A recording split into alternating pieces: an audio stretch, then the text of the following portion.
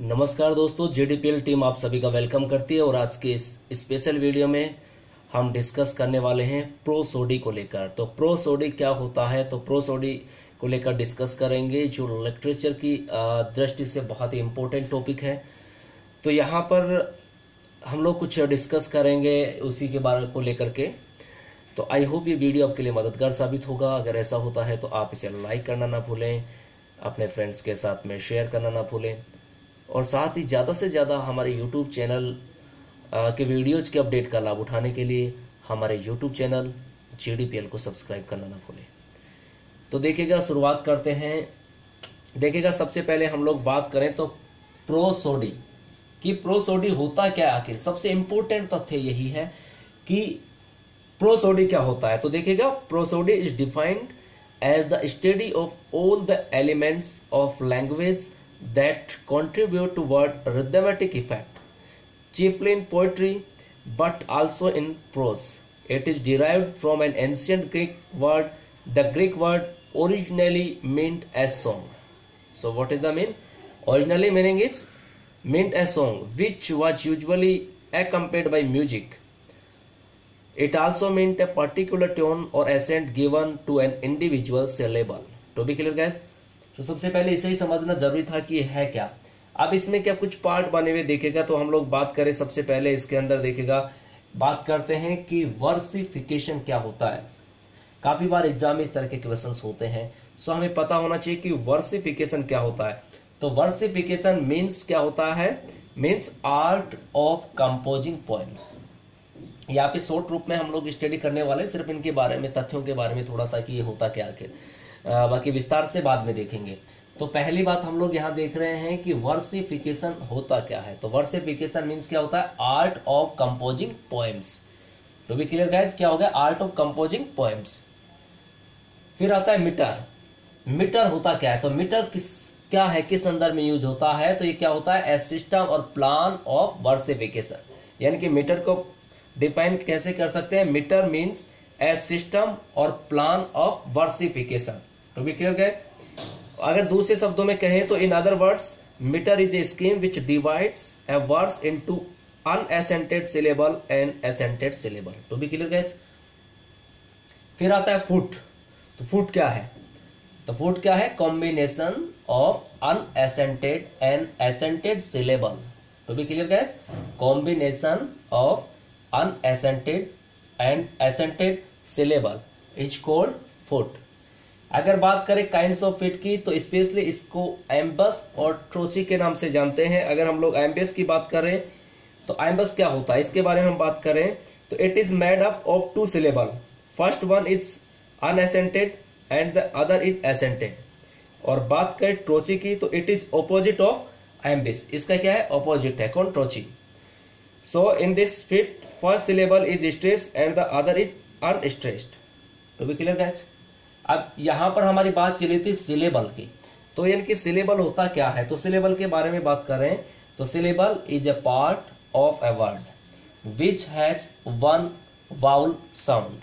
To be clear, फिर से देख लीजिएगा, सिलेबल की अगर बात करें तो is a part of a word which has one vowel sound. To be clear. और अगर बात करें तो सिलेबल को हम लोग दो भागों में बांट सकते हैं, यानी कि ये भी कितने प्रकार के होते हैं कि टू काइंड्स होते हैं, एक अनएसेंटेड और दूसरा एसेंटेड। कौन सा, एक अनएसेंटेड और दूसरा एसेंटेड। हम लोग अनएसेंटेड का मतलब होता है अनस्ट्रेस्ड, अनएसेंटेड का मतलब क्या होता है, अनस्ट्रेस्ड। और अगर बात करें एसेंटेड की, तो एसेंटेड का मतलब होता है stressed. To be clear guys. तो एक बार हमने थोड़ा सा इसके बारे में एक्सप्लेन करने की कोशिश की है आपको कि भाई आप लोग थोड़ा सा इजी वे से, आखिरकार कई बार हम कंफ्यूज रहते हैं कि भाई ये प्रोसोडी होता क्या है। तो प्रोसोडी के बारे में हमने डिस्कस किया। फिर इसमें जैसे ये इसमें वर्सिफिकेशन क्या होता है, तो हमने बताया आर्ट ऑफ कंपोजिंग पोएम्स होता है। मीटर क्या होता है, तो हमने देखा है कि सिस्टम और प्लान ऑफ वर्सिफिकेशन होता है। सो दैट हमारे लिए ये यहाँ पर थोड़ा थोड़ा हमने देखा कि फूट क्या होता है, सिलेबल क्या होता है, फिर सिलेबल को कितने भागों में डिवाइड है, छोटा छोटा हम लोगों ने पढ़ा है। अब आगे बढ़ते हैं। देखिएगा आगे अगर हम लोग बात करें तो देखिएगा कोपलेट। कोपलेट की बात करें तो ये क्या होता है, बहुत इंपॉर्टेंट है। तो it is made up of 2 rhyme lines, बहुत इंपॉर्टेंट है, याद रखने वाली बात है, ठीक है। फिर ट्रिपलेट, यहां पे था कोपलेट, ये ट्रिपलेट था। तो ट्रिपलेट में क्या है, it is made of 3 lines, कौन सा 3 लाइन्स, और यहां पर अगर कॉपलेट की बात करें तो 2 लाइन्स, ये याद रखने वाली बात है। फिर देखिएगा इसके अलावा अगर हम लोग बात करते हैं तो यहां पर देखो, यहां पर बात करें टेरेजा रिमा लिखा हुआ है। अगर टेरेजा रिमा की बात करें तो इसको जो इंट्रोड्यूस करवाया गया सर थॉमस विट ने इंट्रोड्यूस किया, और दाते के द्वारा जो डिवाइन कॉमेडी वो इसी फॉर्म में मानी जाती है, राइट गाइज। फिर हम लोग बात करें यहाँ तो देखिएगा स्पेंसरियन स्टेंजा है, तो स्पेंसरियन जो स्टेंजा है it is longer form. Spenser wrote Fairy Queen in this form, ठीक है, यह बहुत ही बार पूछा जाता है इस तरह का। तो फेयरी क्वीन जो है वो कौन किस में लिखी गई, स्पेंसरियन स्टेंजा में लिखी गई है, राइट गाइज। फिर बात करें तो देखिए एक क्वार्टियंस और होता है, तो क्वार्टियंस जो होता है वो 4 लाइन्स का माना जाता है, टू बी क्लियर गाइज। फिर यहाँ पर लिखा हुआ है कि राइम रॉयल, तो राइम रॉयल जो है ये है इट वाज इंट्रोड्यूस्ड बाय चौसर, किसके द्वारा किया गया, इसको चौसर के द्वारा इंट्रोड्यूस करवाया गया। और आगे बात करें तो ओटेवा रिमा, ओटेवा जो रिमा है ये क्या है, इटालियन है, और it has 8 lines with rhyme scheme as ABABABCC, यानी कि इसमें कितनी लाइनें होती हैं, 8 लाइन्स होती है, राइट गाइज। फिर हम लोग अब बात करते हैं, यहाँ पर देखिएगा डायमीटर लिखा हुआ है, मोनोमीटर, मीटर के बारे में अभी हम लोगों ने डिस्कस किया था। अब बात करें तो डाया मोनो इनके साथ में और हमने ऐड किया, सो दैट डाय की बात करें तो डाय का मतलब होता है 2, क्या होता है 2, it means it is made up of 2 iambic feet, to be clear guys, क्योंकि डाय का मतलब क्या हुआ, 2 हुआ, तो इस बात को हमें ध्यान में रखना है।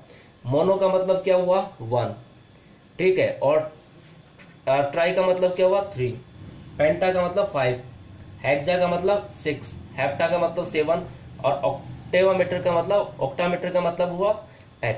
तो हमें इस तरह से याद रखना है, डाई का मतलब 2, मोनो मतलब 1, इस तरीके से याद रखेंगे तो आगे हमारा मीटर लगा हुआ है, तो उसी तरीके से हम इसको डिफाइन करते चले जाएंगे। तो इजी वे से हम कर सकते हैं डायमीटर, डायमीटर का मतलब 2, तो डाई का मतलब 2, तो it is made up of 2 iambic meter, क्योंकि डाई मीन्स क्या होता है, डाई मीन्स 2 होता है।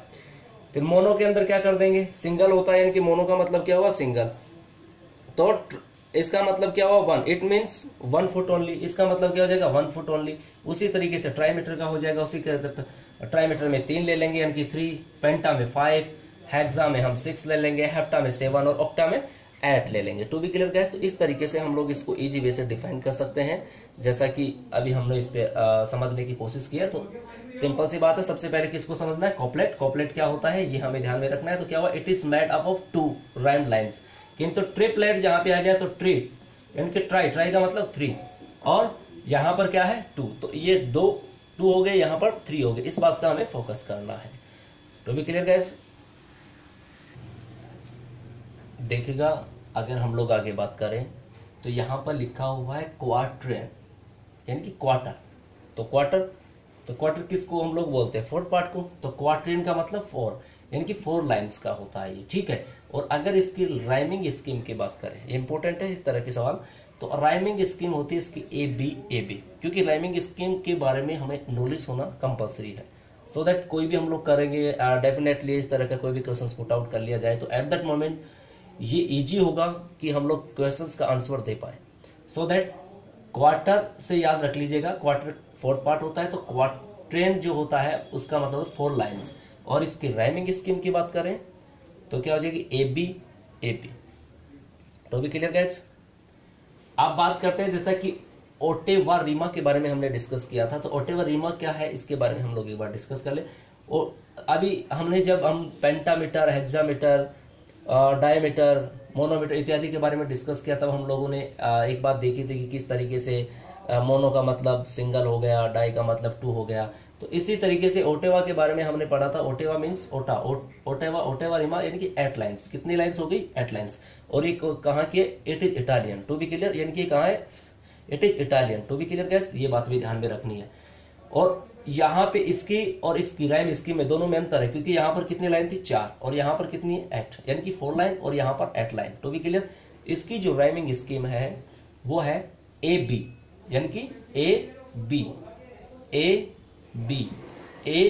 AB और BC, टू बी क्लियर, तो कितनी होगी 2 4 6 और 8 लाइन, राइट गाइस। और यहाँ पे कितनी थी 2 और 2 4, यानी कि 2 2 4 हो गई यहाँ पे। तो यहाँ पर इस जो क्वाट्रेन की जो थी वो ए बी थी।